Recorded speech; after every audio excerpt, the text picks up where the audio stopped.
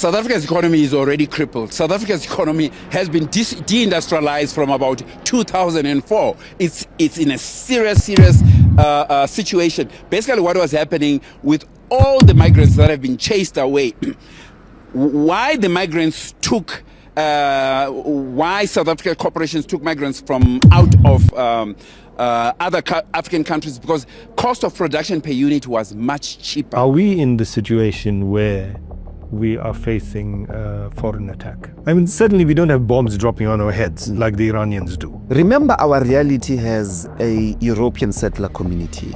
That's what is truly unique in South Africa. It's not the gold, it's not the platinum. Different ways in which, if you want to what do you think about what they are fighting for, both Jacinta, March and March, with regarding illegal foreigners? What's your stance as Ncebo? Look, what these movements are speaking about are genuine issues, are genuine concerns. Are we in the situation where we are facing a foreign attack? I mean, certainly we don't have bombs dropping on our heads like the Iranians do. Remember, our reality has a European settler community. That's what is truly unique in South Africa. It's not the gold, it's not the platinum. Different ways in which, if you want to disarticulate ideological opposition to Western imperialism, you will deal with South Africa differently to how you would with Iran. But there is an active imperialist attack here. You have to ask yourself, what makes South Africa's economy? And the basic answer is we have to go look at production and consumption. How many of that which we produce makes these factories be profitable because it is being sold in Malawi and consumed by Malawians, by Angolans, by Zimbabweans, Botswana, Zambia, Mozambique. You will see the numbers. In agriculture, it goes to about 35% of our produce. SADC, that's why apartheid fought and invested billions of rands to destroy the liberation struggle in SADC, because it's a single economy. If you are mobilized to clap a Malawian to go back to Malawi because it's undocumented, surely that has consequences on this 30% of your profit that allows you to pay social grants, provide health care, that allows you to provide education, because you tax the profits that are made in Malawi, that are made in Zimbabwe.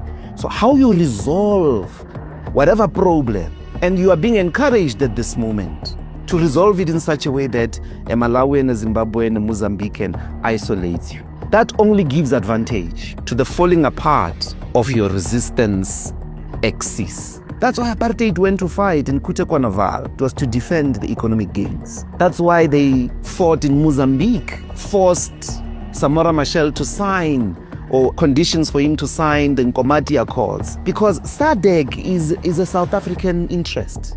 It is a South African economy. So whatever problems you have, you don't resolve them by shattering those economic activities. So only a person who doesn't understand how this economy runs will invite or accept the invitation to resolve whatever disagreement with a fellow African in a way that threatens your very economic sustenance.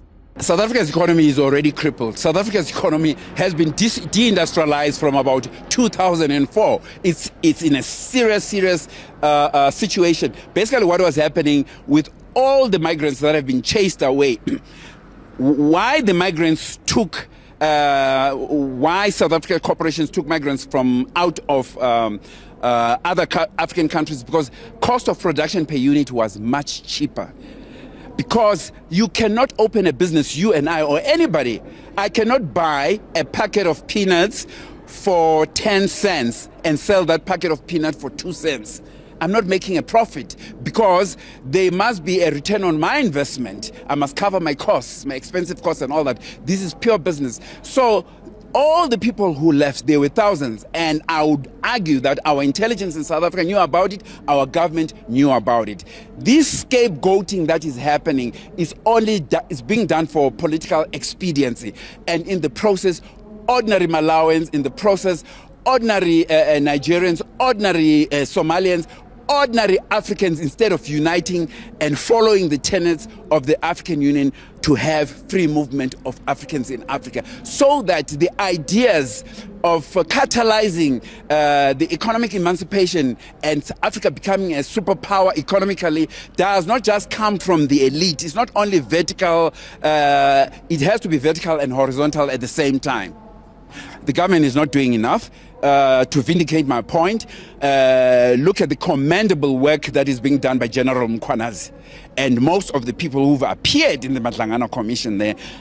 Some of them who've been denied bail, and the people, the public is not stupid. We know behind those people there's even much more powerful people. General Mkhwanazi did say South Africa has reached a stage whereby it's being run by global syndicates. So to find government people being found to be culpable by the Mhlangana Commission, to find them being culpable, the government is not living up to its constitutional duty. They are not leading by example. One of the interviews I listened to Prince Mashele, he said that openly, whether it's right or wrong, but we need to inspire confidence in our intelligentsia and ordinary South Africans. When you hear people like Prince Mashele repeatedly saying our government is run by criminals, you understand?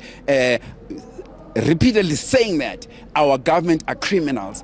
So to some point, as much as it is allegedly, it doesn't inspire. When people have basic housing, people are only asking for basic things. When people have basic housing, basic education, and basic opportunities, there is no need for people to be marching and for other Africans to go against other Africans.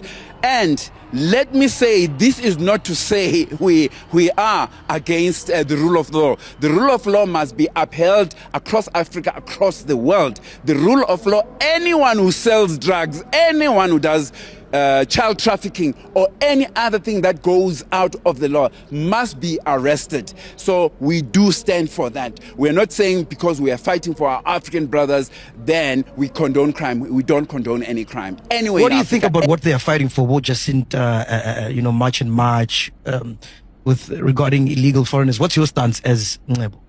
Look, what these movements are speaking about are genuine issues. Are genuine concerns that can't be overlooked.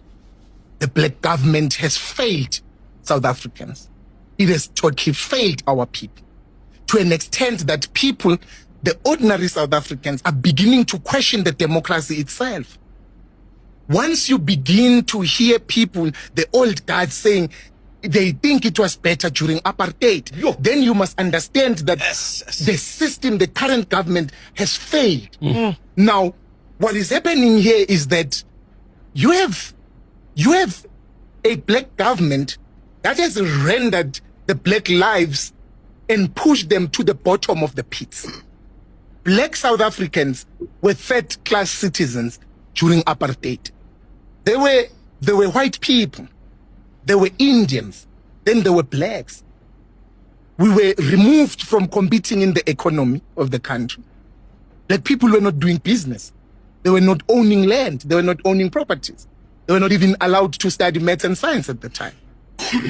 When eventually they fought that when the democracy came in 94, when our people are beginning to be expecting to be the playing field to be opened and to be equal so that they can start businesses, they are now competing with Pakistanis. They are competing with Ethiopians for the spaza shops. You have pushed the black South Africans now to being fifth grade citizens, where the illegals are now better than the locals, where the illegals now are employing the locals.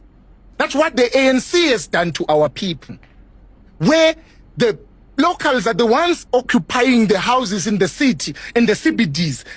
The outsiders are occupying the buildings in the CBDs, in the city, and in the outskirts, the affluent suburbs. The local people are living in squalor, in shacks. We have pushed South Africans to live in Emikukwini. When our parents fought against the 4 rooms that they were calling elephant in Soweto, they protested against those 4 rooms. It was part of the things that they were rejecting from the apartheid government. Who has taught South Africans to say it is dignified to stay in Mkukwini? Moving outside of the city, moving outside of all the hijacked buildings, to stay in the shacks, in squalor. With a black government, the anger is justified. The children of the South African people no longer have access to the schools because they don't have the money. And the outsiders have the money because they sell the drugs. They do all the illicit things here to take their children there.